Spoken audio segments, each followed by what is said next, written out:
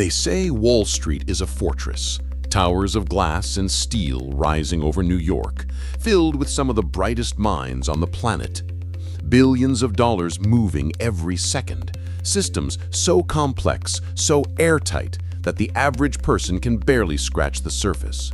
But then, there was him.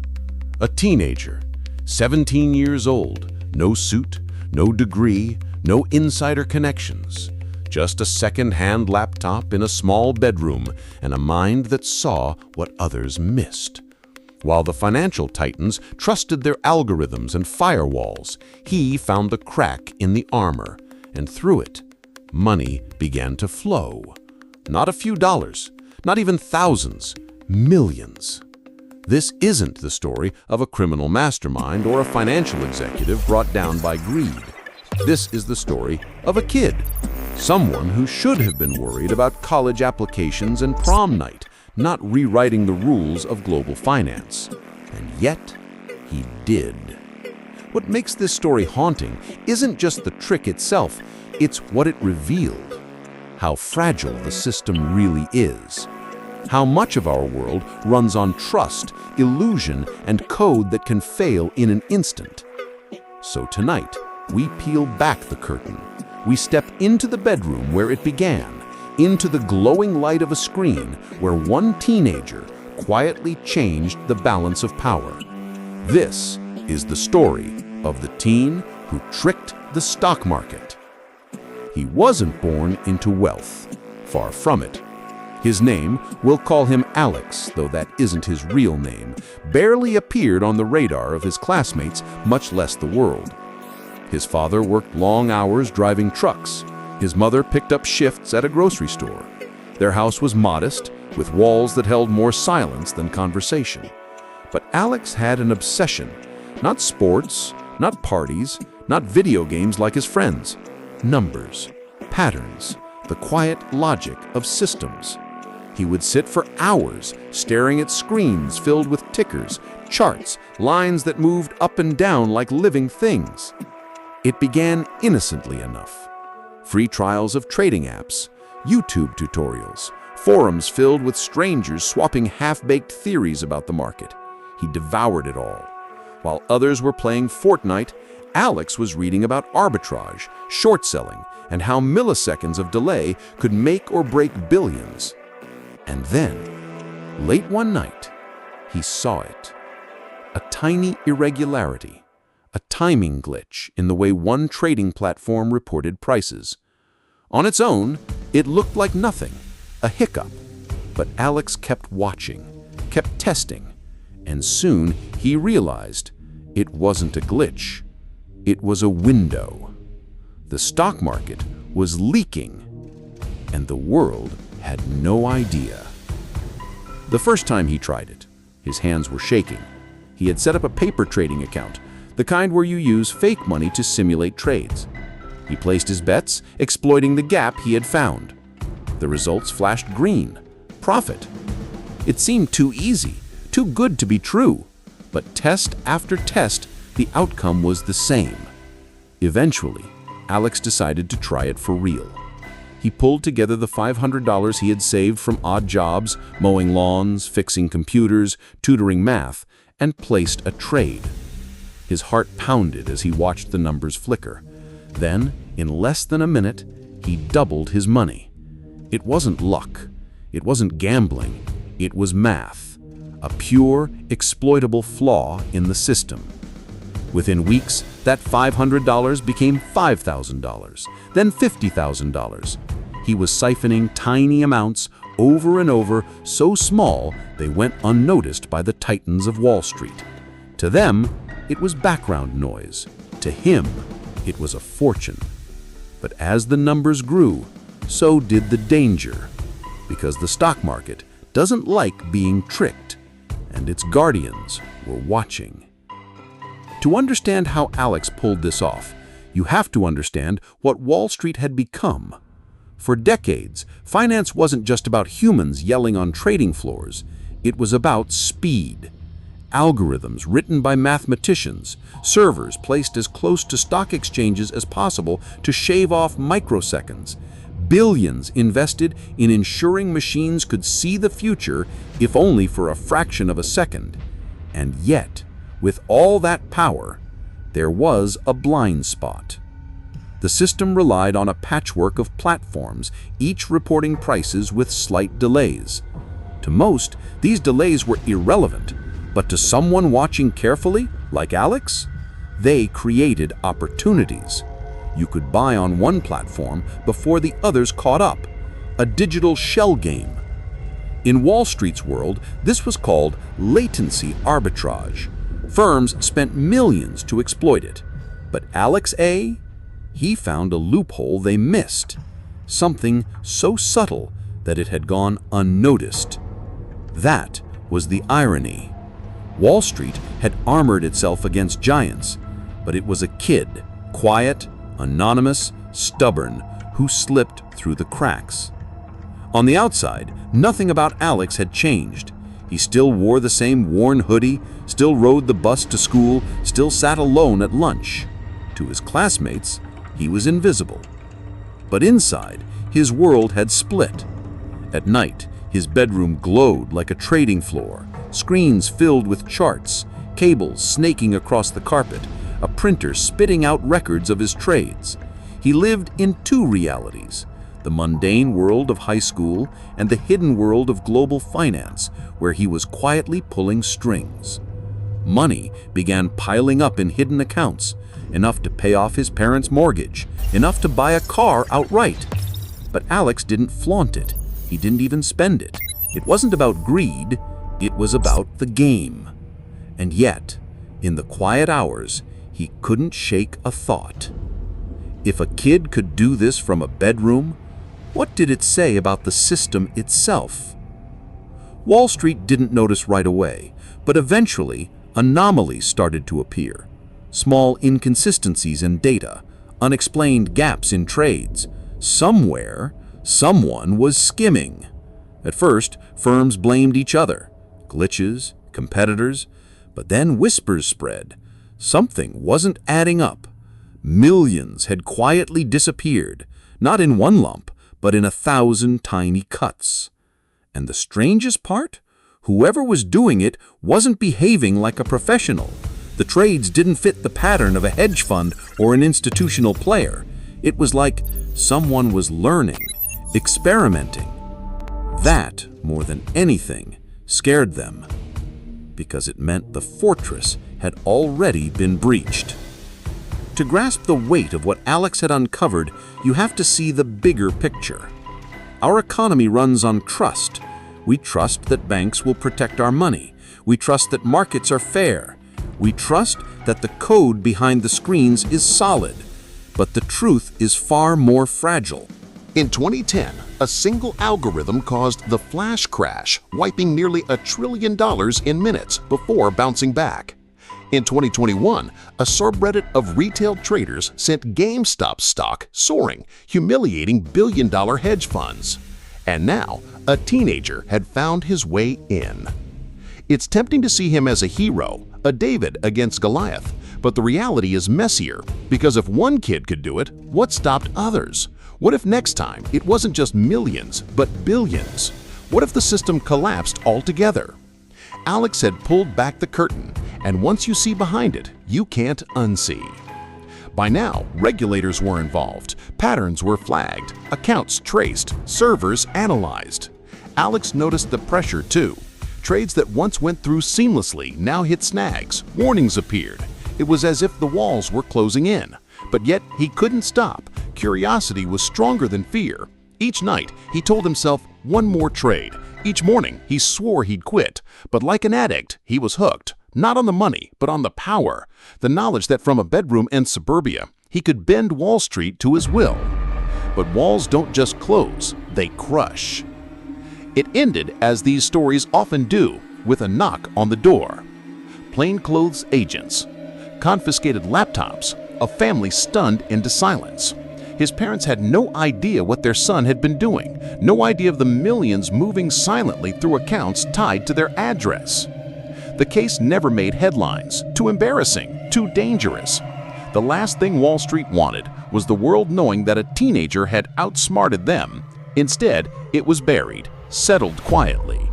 But for Alex, the game was over. He wasn't thrown in prison. He wasn't paraded on TV. Instead, he disappeared, folded into obscurity, his story whispered in corners of finance like a ghost story, a reminder of how fragile it all is. What are we supposed to make of this? On one hand, Alex was a kid who broke the rules. He tricked the system, siphoned millions, and nearly got away with it. On the other hand, his story forces us to ask harder questions.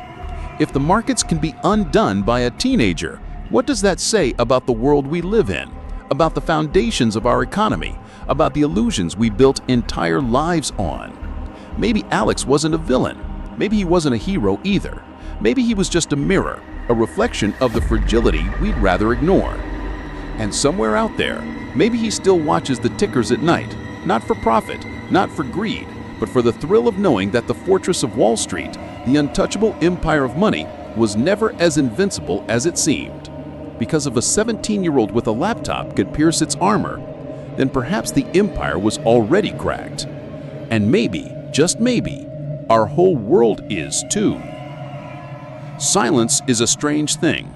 It can comfort, like a warm blanket on a cold night, or it can press down on your chest until you feel like you can't breathe. For Michael, silence had become both his shield and his prison. After the investigation began, he stopped talking to almost everyone. His friends from school would send him texts, half joking, half curious, about whether he was really some kind of Wall Street genius. He left the messages unanswered. The weight of what he had done was too heavy to put into words. He began walking late at night, slipping out when the house was asleep. Suburban streets, empty and quiet, became his confession booth. He'd replay every keystroke, every trade, every moment he could have stopped but didn't. There was a gnawing thought he couldn't shake. Maybe I'm not a hero. Maybe I'm just another thief. But there was another silence louder than his guilt. It came from the world outside. The media was strangely cautious. The story was too bizarre, too embarrassing for Wall Street. How could a high school student pierce a system built on billions of dollars, endless algorithms, and armies of analysts? If they admitted his story, they admitted fragility. So the silence spread, not just Michael's, but the world's. In that silence, Michael felt invisible, a ghost in plain sight, and in some ways, that hurt more than the threat of prison. To understand Michael's story, you have to understand the machine he had stumbled into. Wall Street isn't just buildings, men in suits, or frantic screens of numbers. It is a living organism, pulsing, reacting, consuming. Michael had grown fascinated by its language, patterns, codes, anomalies that no one else noticed. It was like standing at the edge of a vast ocean, hearing music in the waves that others only heard as noise. The flaw he discovered wasn't a single loophole, like an unlocked door. It was more like a rhythm hidden in the chaos. A tiny delay in data transmission between exchanges, a fraction of a second that, if recognized, could predict what the next wave would bring. High-frequency trading firms spent billions to shave milliseconds off their systems. Michael had done it with nothing but curiosity, sleepless nights, and a stubborn refusal to look away. And here lay the cruel paradox. The boy had revealed the truth of the machine, that beneath the layers of prestige and jargon, Wall Street was fragile, predictable, human. But machines do not like to be exposed, and those who profit from the machine do not forgive easily. When the knock came at his door, Michael already knew. He had seen the black cars parked at odd hours. He had noticed the unfamiliar faces in diners near his school. The agents weren't in-kind. They weren't aggressive. They were careful, too careful, as if handling something delicate. They sat him down, asked questions, slid papers across the table. They wanted to know how he had done it, who had taught him, who else knew. Michael looked at them and saw not enemies, but weary men caught in a larger play. They weren't hunting justice. They were patching leaks in a ship too expensive to let sink. But what haunted him most was his parents' faces. His father, jaw clenched, unable to meet his son's eyes. His mother, pale, hand shaking, whispering, "Tell them it was a mistake. Tell them you didn't mean it." For the first time, Michael felt the full gravity of his actions, not in numbers, not in trades, but in the trembling of the people he loved most. History is strange. It often forgets the names that mattered, while immortalizing those who simply stood at the right place at the right time. Michael suspected he would be one of the forgotten ones. The official narrative was carefully managed. Wall Street downplayed the breach. Officials spun it as a minor glitch, quickly corrected. His name was kept out of headlines, sealed behind legal agreements, whispered only in closed-door meetings. But invisibility can be its own kind of power. For though the world may not have known Michael's story, the people inside the system did. Traders spoke of him like a ghost, a cautionary tale, proof that fragility lurked in every corner. He was the invisible legacy, the reminder that a 17-year-old boy could humble the giants. And though Michael never touched another line of code for trading again, the knowledge never left him. Knowledge has its own kind of permanence. Once you've seen the strings behind the curtain, you cannot unsee them. Years later, Michael would walk down those same quiet suburban streets, older but still carrying the silence. The world had moved on. Markets surged, crashed, rebuilt themselves. New scandals replaced old ones. But sometimes, late at night, he would wonder, what was it all for? The millions he siphoned had been clawed back, dissolved into the endless churn of legal settlements. He had no fortune, no fame, no empire, only a story he couldn't tell. And yet, maybe that was the point. Michael had revealed something deeper than money. He had shown that even the most powerful systems are built on trust, fragile, breakable trust. He had shown that brilliance can come from anywhere, even a teenager's bedroom in a sleepy town. And he had shown that silence, though heavy, can also protect. As he looked up at the stars, he knew the truth. The machine had tried to erase him, but somewhere, buried in the invisible architecture of Wall Street, his fingerprints remained. A ghost in the code, a whisper in the silence. And maybe that was enough. Wall Street at dawn is not quiet. Even in its silence, there's a kind of electric hum that vibrates beneath the concrete, a whisper of numbers already racing across the globe before the traders themselves step into their glass towers. The market is like a living organism, breathing, twitching, sometimes convulsing. For decades, it has convinced the world that it is untouchable, eternal. But the boy, 17 years old, nameless to most, proved otherwise. When the details of his scheme trickled into public light, it wasn't just a story about millions of dollars siphoned in secret. It was something far larger, far more unsettling. He had pulled back the curtain and revealed that the giants were fragile, that the empire built on algorithms and digital pulses could in fact be tricked by a high schooler working from a bedroom lit by the glow of his computer screen. The revelation spread not like news, but like a myth retold in hushed tones.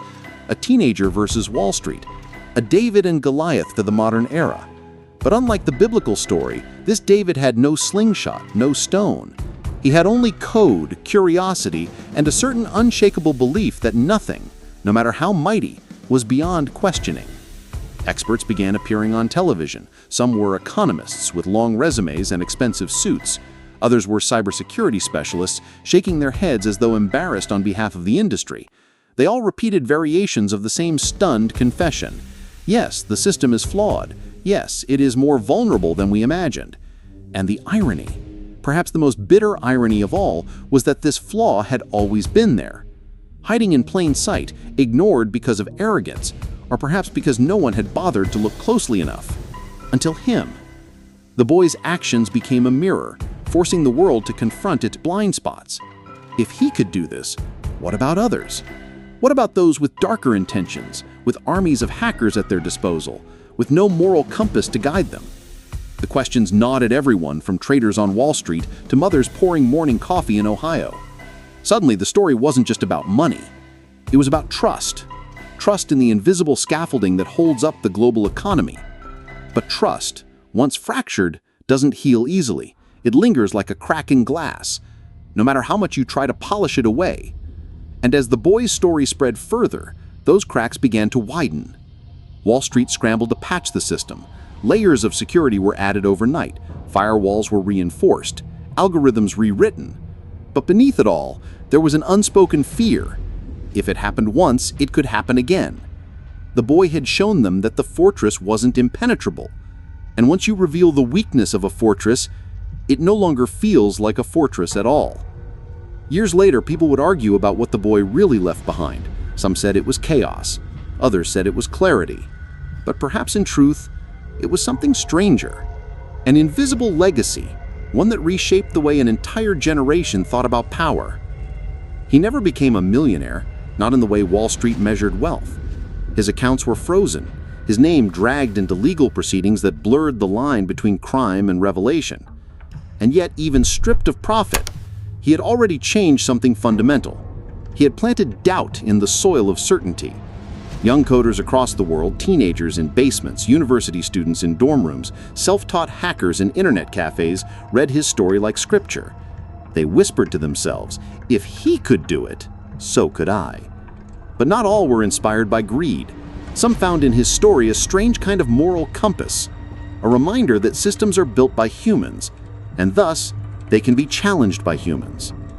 There were debates in classrooms. Professors dissected the loophole. Students argued about ethics. And somewhere in the back of those rooms sat kids with restless eyes, already dreaming of the next frontier. And in quiet moments, far from the noise of Wall Street and the chatter of headlines, one truth lingered. The boy had given the world a story that could not be easily forgotten. Because the story wasn't really about money. It wasn't even about hacking. It was about fragility, about how even the strongest structures, whether skyscrapers, stock markets, or human egos, can falter when tested by curiosity.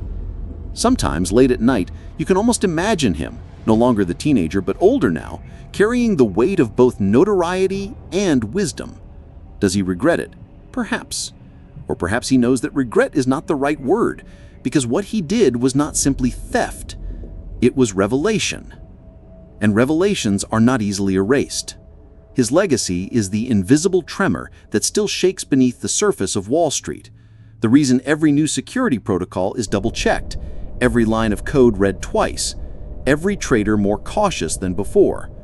His legacy is the whisper that nothing is breakable, that no system is truly beyond question. And maybe, just maybe, that's the lesson he wanted to leave behind. Not that the market could be tricked, but that the world should never confuse size with invincibility. The boy's story is still told in fragments, sometimes exaggerated, sometimes softened, but always carrying the same haunting refrain. It only took one teenager to remind us that even the giants can bleed.